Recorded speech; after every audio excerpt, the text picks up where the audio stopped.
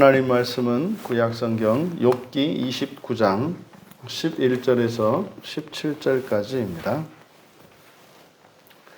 우리 같이 한 목소리로 함께 읽겠습니다. 내가 귀가 들은즉 나를 축복하고 눈이 본즉 나를 증언하였나니 이는 부르짖는 빈민과 도와줄 자 없는 고아를 내가 건졌음이라. 망하게 된 자도 나를 위하여 복을 빌었으며 과부의 마음이 나로 말미암아 기뻐 노래하였느니라. 내가 의를 옷으로 삼아 입었으며 나의 정의는 겉옷과 모자 같았느니라. 나는 맹인의 눈도 되고 다리 저는 사람의 발도 되고 빈궁한 자의 아버지도 되며 내가 모르는 사람의 송사를 돌보아 주었으며 불의한 자의 턱뼈를 부수고 노획한 물건을 그 이새에서 빼내었느니라. 아멘. 존귀와 영광의 이유라는 제목으로 말씀의 은혜를 나누고자 합니다. 11절은 왜냐하면 11절과 12절 여기는 전부 왜냐하면 이렇게 시작을 합니다. 그러니까 욥은 자신이 이 세상에서 누렸던 과거의 삶을 통해서 이제 장차 사후에 종말 이후에 펼쳐질 그 하나님 나라의 영광을 보았고 깨달았습니다. 이제 그 이유에 대해서 이제 설명을 하는데 먼저 욥이 생각하는 이 존귀와 영광은 이 세상 사는 동안 누리는 존귀와 영광, 그리고 죽음 뒤에 하나님 나라에서 누리는 그 존귀와 영광, 이 둘을 동시에 생각하고 있습니다. 먼저 11절에 왜냐하면 귀가 들었고 그것은 나를 축복했고 눈은 보았고 그것은 나를 증언하였기 때문이다. 그래서 이제 우리말 성경은 그냥 들은즉 축복하고 본즉 증언하였다, 이렇게 줄여서 번역을 해 놓은 겁니다. 여기서 먼저 우리가 눈여겨보아야 하는 것이 축복하다라는 말이에요. 축복하다라고 하는 이 말은 구약 성경에 아쉐르라는 말과 바라크라는 바라크라는 말이 있습니다. 근데 하나님께서 축복하시는 영적인 복, 그리고 하나님 나라에서의 그 복을 의미하는 복은 바라크이고, 지상에서 형통하는 사람이 뜻하는 대로 사는 거죠. 자기가 원하는 대로 하고 싶은 일들이 다 잘 되는 거, 원하는 대로 되는 거, 이것이 이제 아쉐르입니다. 그러니까 여기서 지금 여기에 사용한 말은 아쉐르입니다. 그러니까 욥이 지금 생각하고 있는 것은 과거에 자신의 인생이 형통하게 되었던 것, 그것을 이야기하고 있음을 알 수 있습니다. 그리고 증언했다. 눈이 보았고 그것이 나를 증언했다. 증언했다라고 이제 번역한 단어가 우드라는 히브리어를 이렇게 번역한 건데, 이 우드는 되돌리다, 반복하다 이런 뜻입니다. 그러니까 앞에서 축복하다라고 하는 이 말을 반복해서 축복하다 이렇게 하지 않고 축복한 것을 재확인한 의미입니다. 그래서 귀가 들었고 그것은 나를 축복했고, 그러니까 들은 내용이 축복하는 내용이었다 이 말이에요. 그래서 사람들로부터 자신을 축복하는 내용이 들렸다는 거죠. 그리고 눈으로 그걸 보았고 그것은 나를 증언했다. 그러니까 눈으로 보아서도, 그러니까 사람들이 나를 축복했다. 그것을 눈으로 귀로 듣고 눈으로 보았다, 이렇게 이야기를 한 겁니다. 하지만 욥은 지금 느끼고 있죠. 그 아쉐르의 복이 영원한 것이 아니라는 것을. 이 지상에서의 복은 이 아쉐르의 복이라고 하는 것은 되다가도 안 되는 것이고, 그런 거구나. 그것은 그리고 잠시 일시적인 것이고 잠깐 동안 있는 것이지 이게 영원한 게 아니구나. 또 자신의 삶을 돌아보지 않았겠습니까? 자신이 사실은 그런 부귀와 명예와 이런 영광을 누리기 위해서 욥은 쉬지 않고 그리고 늘 자신을 돌아보면서 조심을 하고 또 하나님 앞에서 사람 앞에서 실수하지 않으려고 늘 조심하는 그런 삶을 살았습니다. 그런데 지금 이 세상을 누리면서 이 세상을 살면서 누렸던 그 아셔르의 복, 그것이 영원한 것이 아니라는 걸 깨달았죠. 그럼 사실 이제 욥은 사람이 추구해야 하는 복이 이 아쉐르의 복이 아니라 바라크의 복이라는 것을 깨닫게 되었겠죠. 그러니까 그는 이제 사람이 사는 동안만 이렇게 영예롭고 또 부귀하며 존귀하고 또 반대로 수치스럽고 가난하고 아주 궁핍한 이런 삶을 사는 것이 아니라 죽고 난 뒤에도 그러한 삶이 오히려 훨씬 더 심각할 정도로 크게 있다는 것을 깨닫게 된 겁니다. 우리들이 이 세상을 살아가면서 걱정하고 염려하는 게 뭡니까? 이 세상에서 살아가는 일들입니까? 아니면 죽음 뒤에 있게 될 우리의 종말 이후의 삶에 대한 준비와 염려, 조심입니까? 뭐 비교할 수 없을 정도로 뭐 그리스도인들조차도 뭐 90대 10이나 될까요? 뭐 99대 1 뭐 이렇게 되지 않을까요? 이 세상살이의 무게가 뭐 종말 이후에 펼쳐질 삶에 대한 무게보다 그 비중이 우리들이 두고 있는 비중이 거의 뭐 90대 10 이상일 뭐 그 더 큰 격차가 날 겁니다. 근데 욥은 지금 이제 깨달은 거죠. 이럴 게 아니다. 그럼 결국 11절에서 이야기한 내용은 사람들의 인정이죠. 사람들이 축복한 그 내용, 사람들의 인정으로 그런 이 아쉐르의 복을 누렸다는 거죠. 자신이 누렸다는 거죠. 그리고 이제 12절에서 또 왜냐하면, 그럼 12절에 왜냐하면이라고 하는 것은 사람들이 자신을 축복한 이유겠죠. 사람들이 그렇게 눈으로 보아도 그렇게 축복하는 게 보였고 귀로도 그런 소리가 들렸어요. 그것이 자신이 과거에 이 세상을 살아가는 동안 누렸던 그런 형통의 이유였다고 말한 거예요. 그러면 왜 이렇게 자신의 눈이, 자신의 귀가 사람들로부터 이렇게 축복을 받을 수 있었는가? 그 이유를 이제 12절에서부터 쭉 밝히고 있는 겁니다.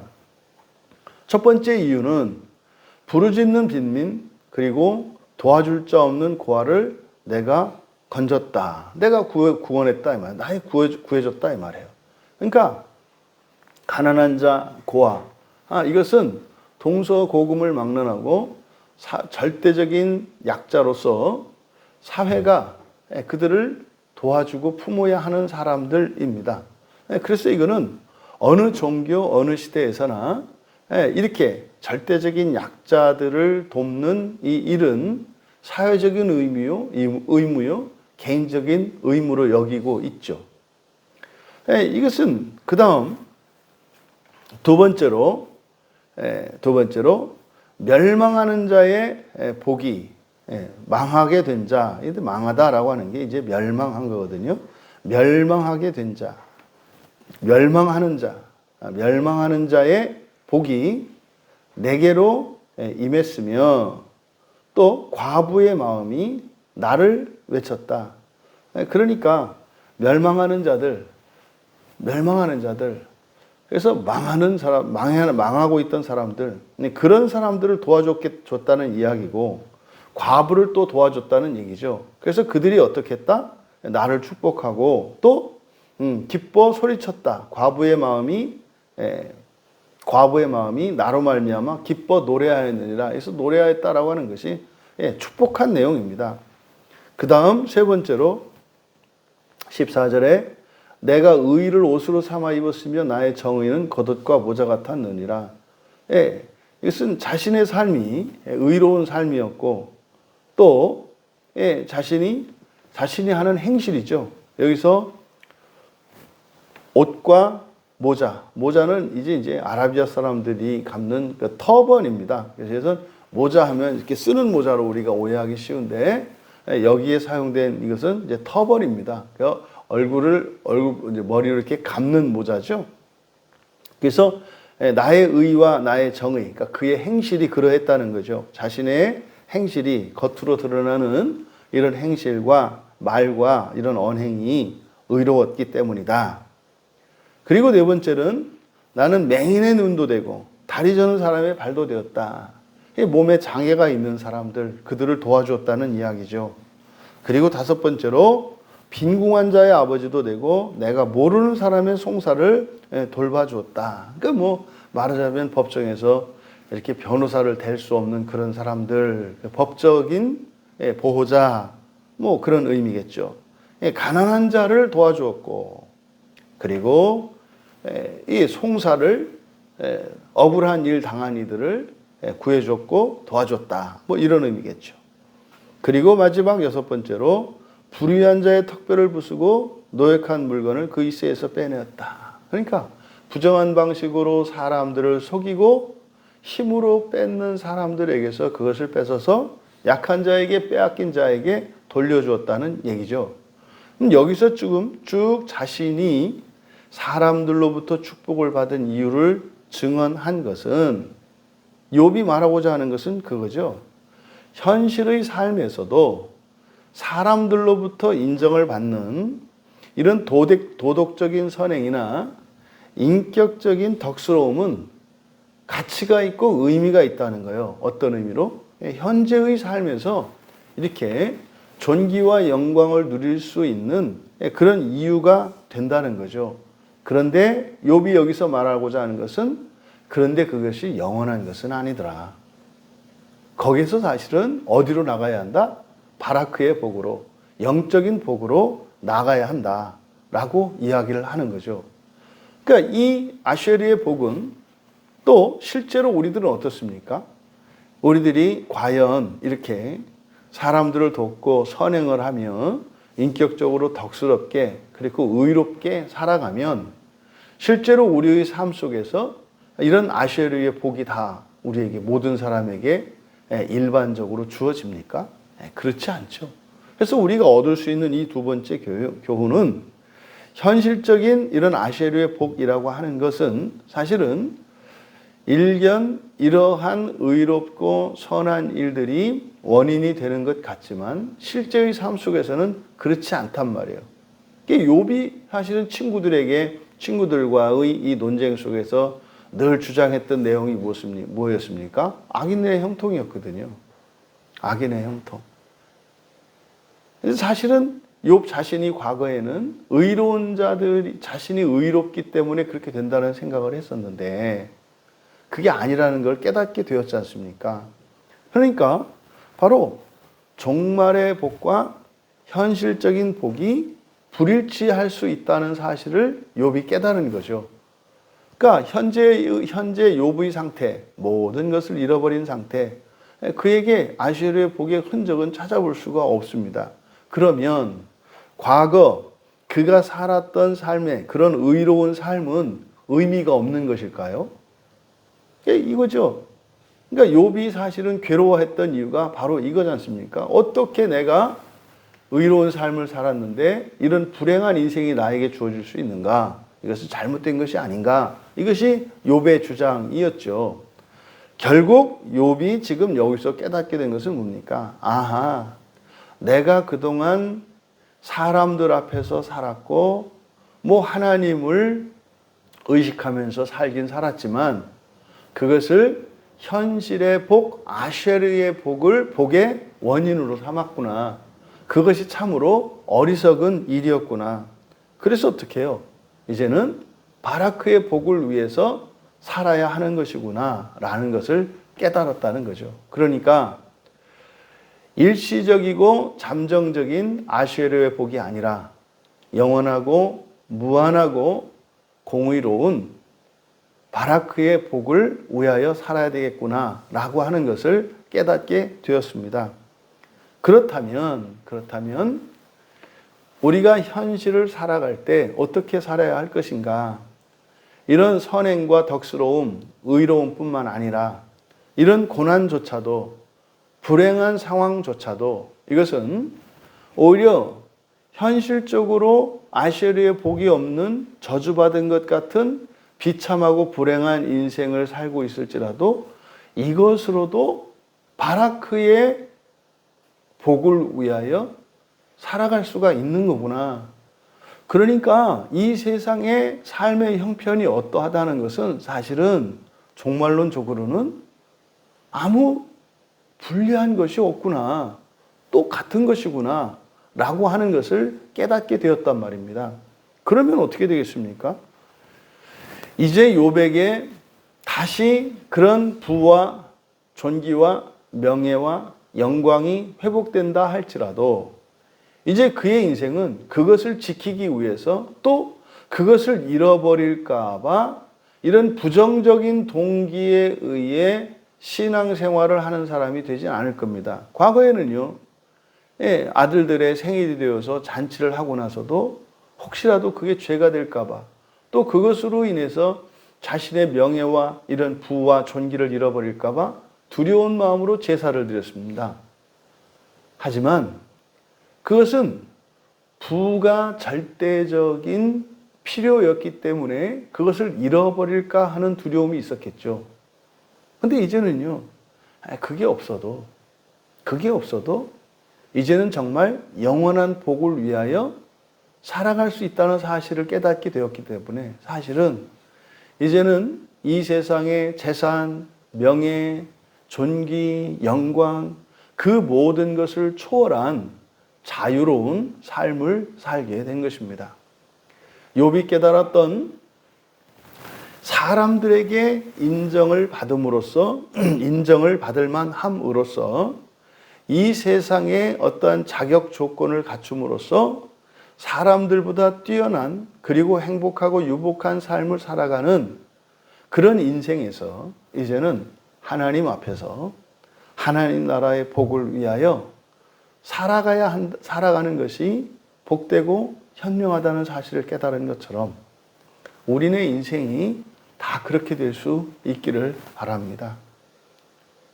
부하면 부한 대로, 가난하면 가난한 대로, 강하면 강한 대로, 약하면 약한 대로. 그것은 우리가 하나님 나라의 복을 받기에 있어서 누가 더 우월하거나 누가 더 불리한 그런 일은 없습니다. 어떤 환경이 더 좋고 어떤 환경이 더 불리하고 그렇지 않습니다. 근데 우리에게 그렇게 느껴지는 것은 무엇일까요?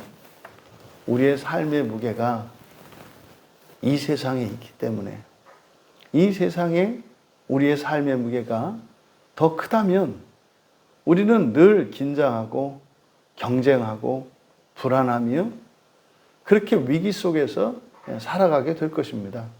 하지만 우리의 인생의 무게가 우리의 인생관이 종말 이후에 그 하나님 나라에 있다면 많은 부분에 있어서 이 세상을 살 때 더 포용적이고 이해하고 또 내어주며 오히려 마음으로는 더 여유로운 삶을 살아갈 수 있을 것입니다.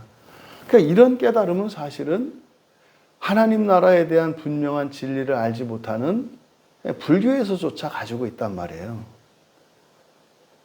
이 세상에 대한 그런 집착만 버려도 사는 동안 편해. 근데 사람들이 다 머리 깎고 산속으로 들어가지 않는 이유는 뭐예요? 뭐 그렇긴 하더라만 그래도 난 여기를 떠날 수 없어 하는 그런 마음 아니겠습니까? 그러니까 여러분, 불교는 사실은 그 스님들이 훨씬 더 많아야 되는 거예요. 불교의 가르침을 따른다면. 기독교는요, 목사들의 숫자가 적어야 되는 거예요. 목사가 되기보다는 오히려 그냥 성도가 돼서 살아가는 사람들이 훨씬 많아야 되는 거예요. 그게 하나님 나라를 바라보며 살아가는 사람들입니다. 어떻게 보면 목사들은 더 이렇게 탐욕스러운 사람들인 거예요. 더 하나님 나라에 더 이렇게 욕심을 내는 그런 사람들인 거죠. 근데 성도들은요, 그렇게까지 욕심 부리지 않더라도 하나님이 주시는 그 은혜로 만족하는 사람들인 거죠. 여러분의 존귀와 영광이 이 세상에 있습니까? 아니면 하나님 나라에 있습니까? 또 여러분들이 누리는 이 세상에서의 존귀와 영광의 이유가 그것이 사람들로부터 받는 인정이기를 원하십니까? 아니면 하나님으로부터 받는 인정이시기를 원하십니까? 부디 하나님을 더 우선하고 하나님 나라를 더 우선함으로 이 세상의 삶에 대해서 두려움이 사라지고 더 자유로울 수 있는, 그래서 정말 이 세상의 모든 부귀 영화를 나에게 주시더라도 그것이 나에게 올무가 되고 멍해가 되지 않는, 또 이 세상에 비참과 그런 결핍과 한한을 준다 하더라도 절대 그것으로 인해서 불행해지거나 비참해지지 않는 그런 복된 성도들로 살아가시기를 주님의 이름으로 축원합니다. 존귀하신 하나님, 사람들이 좋아라 하는 모든 기준과 조건들, 자격들을 갖추는 것보다 하나님 앞에서 인정을 받는 삶을 더욱더 귀하게 여기며 살아갈 수 있는 저희들 되기 원합니다. 저희들의 기쁨과 영광이 이 세상보다 하나님 나라에 더욱 있기를 원합니다. 그리스도께서 우리를 위하여 아낌없이 당신의 모든 것을 내어주시고 우리의 모범이 되어주셨던 것을 기억하여 주님을 따라 후회 없는 영광스러운 인생을 살아가는 이 땅의 모든 성도들 다 되게 하옵소서. 감사하며 예수님의 이름으로 기도하옵나이다.